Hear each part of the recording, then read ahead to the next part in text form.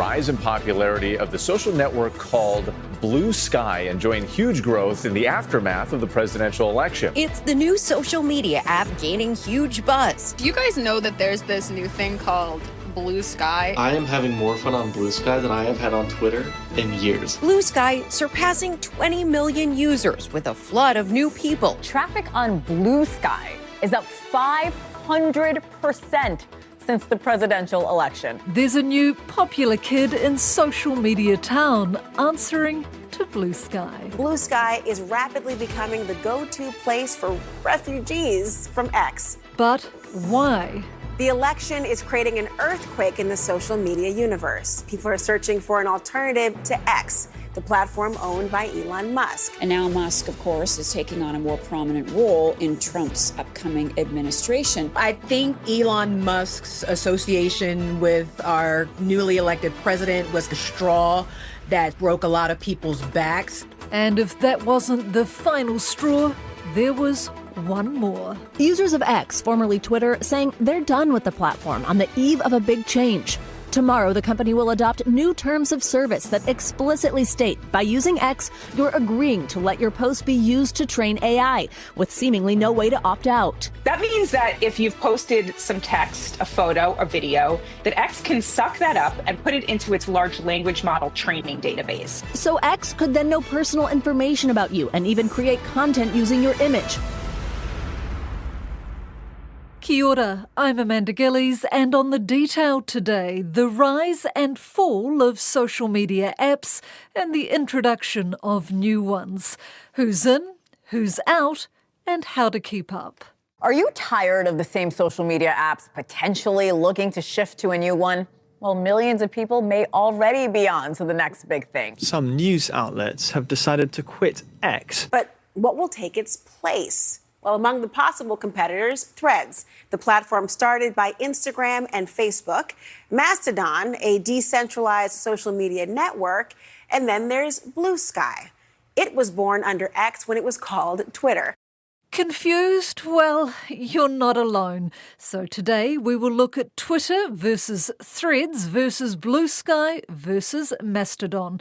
I talked to two tech and social media experts. First, Dr. Neil Curtis, Associate Professor of Media and Communication at Auckland University. It's the classic kind of consumer choice model, right? If you don't like something, you don't consume it. So that's what I felt I was doing in my tiny little way. I was supporting Musk and I didn't want to support him anymore. He's quit Twitter and just joined a new fast-growing platform. More on that later. But now, Alan Robbins, an independent tech expert. So I don't have an account on any of these platforms. But he does know a whole lot about them. So I asked both men to talk us through each platform. First, Twitter. Twitter is a traditional, what they call micro-blogging site where people just post little statuses about what things are going on in their lives. And it was called Twitter, I think, because the idea that you just had this little chatter in the background like birds tweeting. I think that was the idea. And then Elon Musk bought it and renamed it X. X, it used to be the platform where everyone was. It's still objectively the platform where the most people are. So if you want the largest possible audience, that is the platform for you. But it is also increasingly a platform where one approach and ideology is very much preferenced over others, where there is a prevalent rudeness and cruelty, I think a lot of people are reporting. And it's also the one where people are able to get payouts right now. If you pay $8 for Twitter Premium and you get enough engagement on the app, they will pay you a little bit.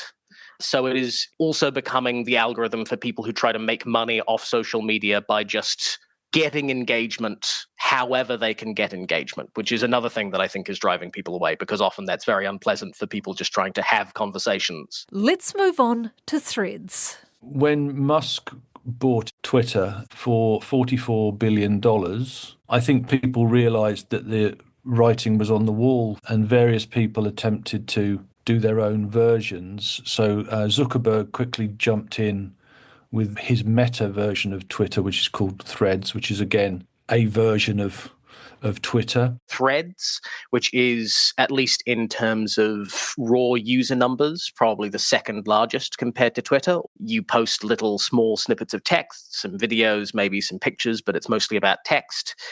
And Threads is Meta's version, which grew out of Instagram. So if you have an Instagram account, you can very easily create a Threads account and start interacting. Its difference to most of the others is that it seems to be much more deliberately kind of brand and celebrity safe.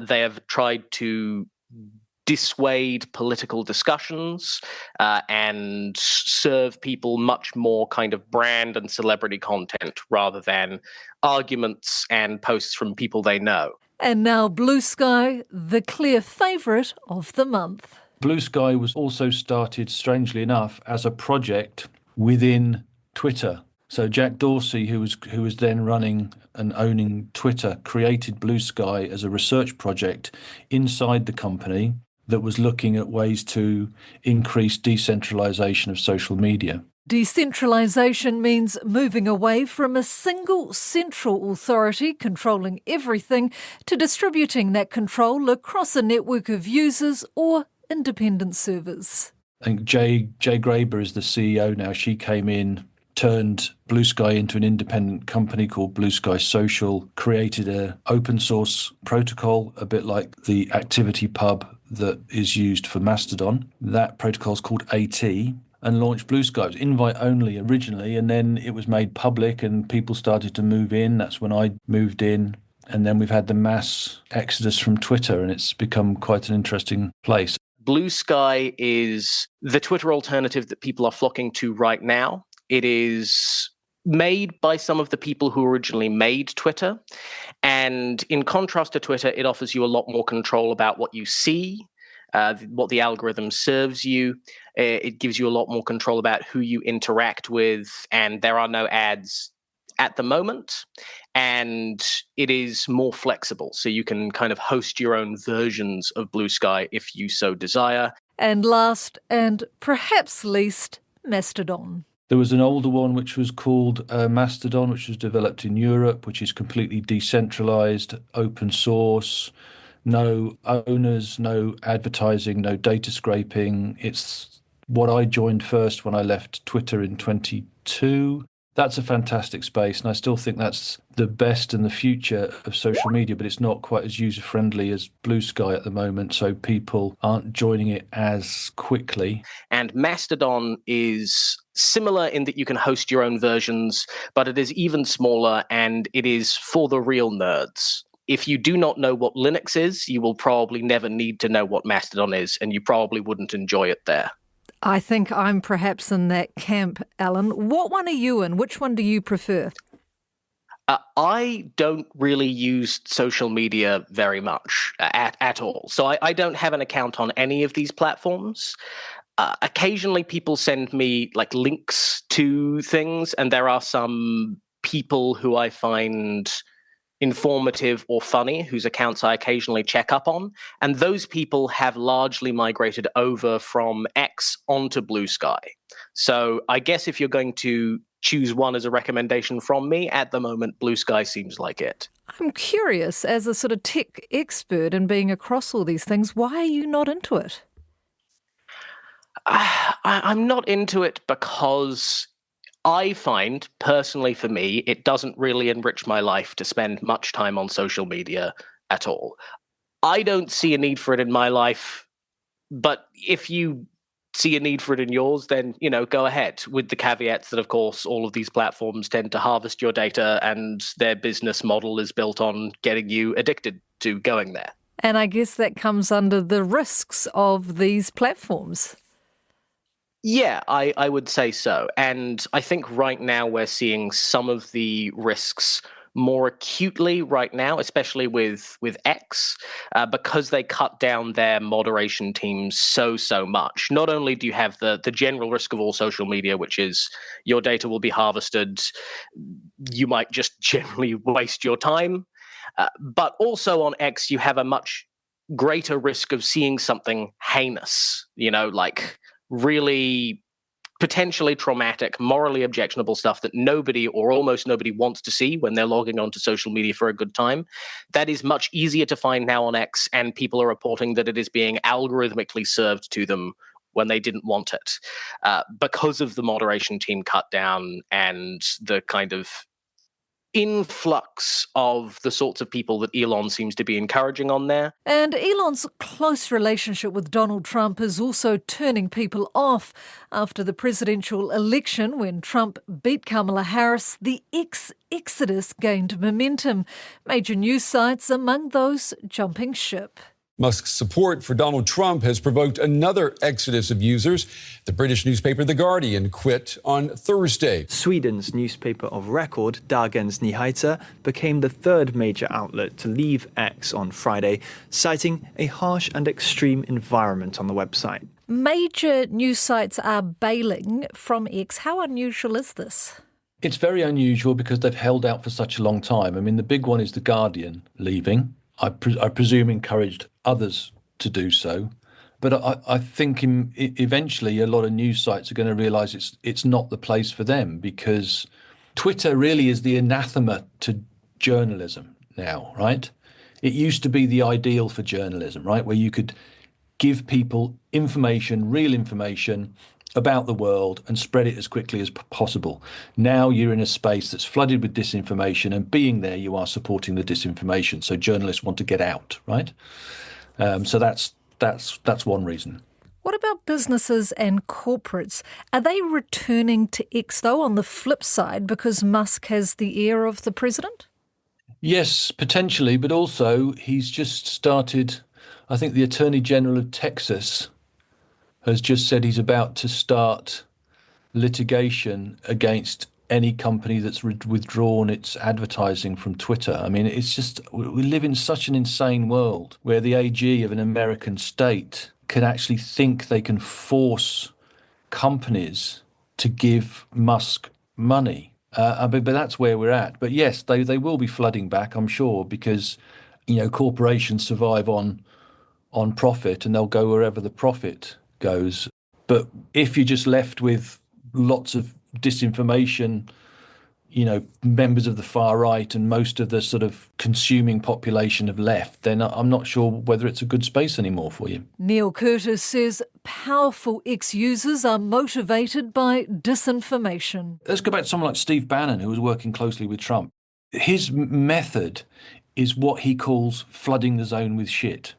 Right? You dump so much disinformation within these spaces that nobody knows what's up or what's down. It's a model of propaganda that's come from Russia and from Putin. It's what Putin practices. It's not like pushing one message. It's pushing so many messages, many of which are completely made up, that nobody knows what to believe in anymore. And in that space, very powerful people can just operate and do whatever they want. And is this what's happened with Twitter? Yes, I think so, because Musk claims to be a free speech absolutist, of course, apart from when anybody criticises him, and then he goes after them with a court case or something, right? So he has no interest in free speech, really. And people are tired of it, you know, which is why people have flooded to Blue Sky. Loads of people have got there and found out that they can talk to people without their mentions just getting totally flooded with abusive comments. And everybody's like, oh, my God, this is great. This is what Twitter used to be like in the early days, right? When everybody just used to talk about interesting things, from trees to science to cakes to cats to whatever you want to talk about, right? And that's why people are there now. And the moderation tools are really strong. The platform X has gone through 2 turbulent years since Elon Musk bought what was called Twitter back in 2022. Since then, users and advertisers have left in droves after Musk relaxed the control of content. The mass exodus is post-Trump's victory and the realization that Twitter is not a place to be anymore. It's so dominated by bots and disinformation, and you know, people refer to it as the Nazi bar because he literally gave accounts back to actual fully fledged open neo-Nazis that had previously been banned, and I think people have just had enough. That includes Neil himself, who quit X for Blue Sky. I moved over to this other space that seems much more sort of politically interesting. The idea that it's decentralized, not full of ads, doesn't have an algorithm that's pushing kind of for engagement. All of that appeals to me. It restricts disinformation. That appeals to me. But as I said, the best place for me is Mastodon. But, I'm currently enjoying Blue Sky. And you're not alone, because I think it's attracted 1 million subscribers a day, I think, and followers in the week following the presidential election. I mean, how remarkable or unusual is that? Well, it is incredible speed with which it's grown. But I think that's because everybody knew about it already and everybody had been ready to leave Twitter, right? It's like everybody was packed, if you know what I mean. They just had to get in the car. People were hedging their bets. They'd opened a Blue Sky account, kept Twitter, and kept seeing who was appearing on Blue Sky that was on Twitter, and gradually they were moving over. Some just left immediately. But I think it was because everybody had been prepped over a long, long period of time to leave, and this was just the point when they left. So if Twitter's more the right side, is Blue Sky more the left-leaning? Yeah, I think it's safe to say that. When it comes to numbers, X is still king, though, with 586 million users. In fairness, this figure is from September before the election. Threads is chasing hard with 275 million users. Mastodon has 9 million, while newcomer Blue Sky already has 22 million users and clearly growing fast. But Alan Robbins says big growth can be followed by big problems. They've coasted by on being relatively small for a little while and having relatively few bad actors. But with more and more people coming onto the platform, they are having to step up their moderation and their practices for dealing with those bad actors at quite a rapid rate. So there's probably going to be some teething issues as they adapt. Is there a worry, or do you have a worry that eventually all these platforms, whether it be Threads, Blue Sky, Mastodon, will end up where Twitter is now or X is now?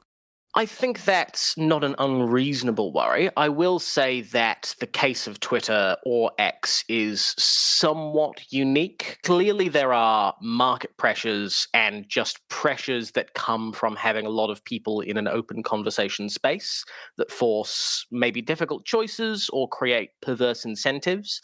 But X really is a case where a company was bought by a single man with a single objective. And unless he buys those other platforms, I don't think they'll turn into what X is now. They might turn into something else that's not particularly palatable, but it'll be different. His relationship with the Trump administration, how problematic has that been? When Twitter, then Twitter, now X, was bought, Elon Musk's avowed intention was to turn it into a true free speech space that was neutral politically and where anybody could say anything. And very clearly, that is not the case. Very clearly, he has a political goal and a political agenda, and he is trying to push it on the platform. And that has objectively driven quite a lot of people away to Blue Sky, some to Threads. Although I will say that, Threads, while it boasts a large theoretical user base because of its connection with Instagram, there doesn't seem to be a whole lot of energy on the site. I'm not seeing a whole lot of excitement around it. But it's driven people over to Blue Sky, especially acutely now with the election just having happened.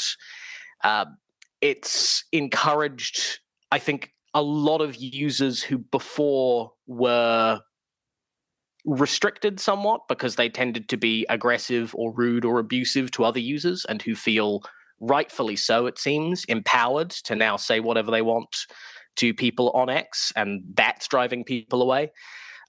And his decision to cut down moderating teams, which was partially probably business-based, but also partially seems to have been ideological, appears to have really reduced the level to which they're able to deal with bots and advertising accounts that are engaging in shady practices. And that is creating in itself an environment that people just don't like being on. So, announcement, I am about to delete my Twitter. I don't know about y'all, but I am closing my Twitter accounts. Twitter, or X as it's now known, has become a far more divisive place.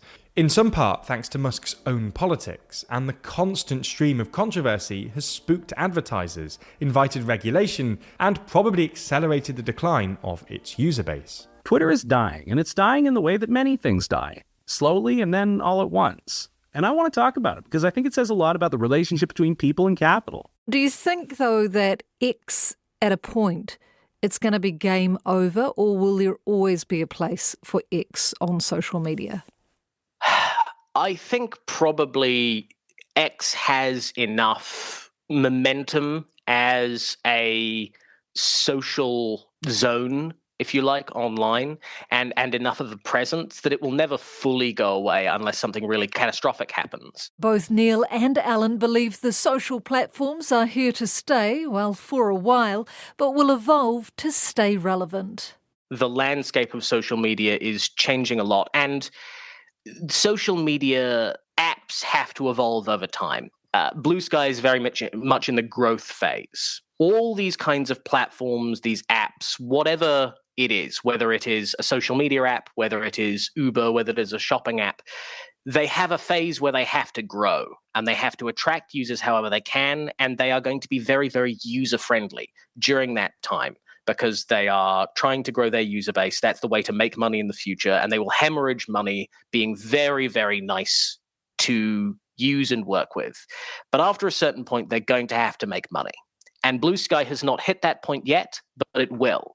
So don't join it assuming that it's going to be like it is forever. They've said that they won't move to an advertising-based model. They're going to look into subscriptions and paid features. So it's quite possible that the base experience will continue to be the nice one it seems to be right now.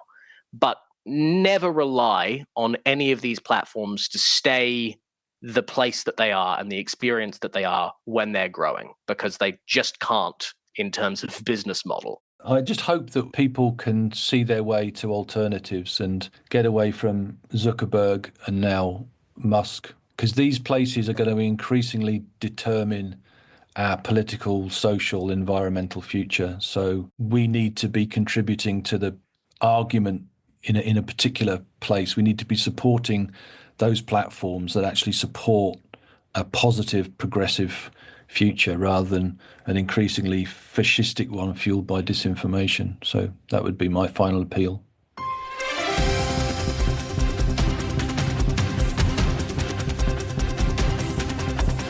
That's all for today. The Detail is a newsroom production supported by RNZ and New Zealand On Air.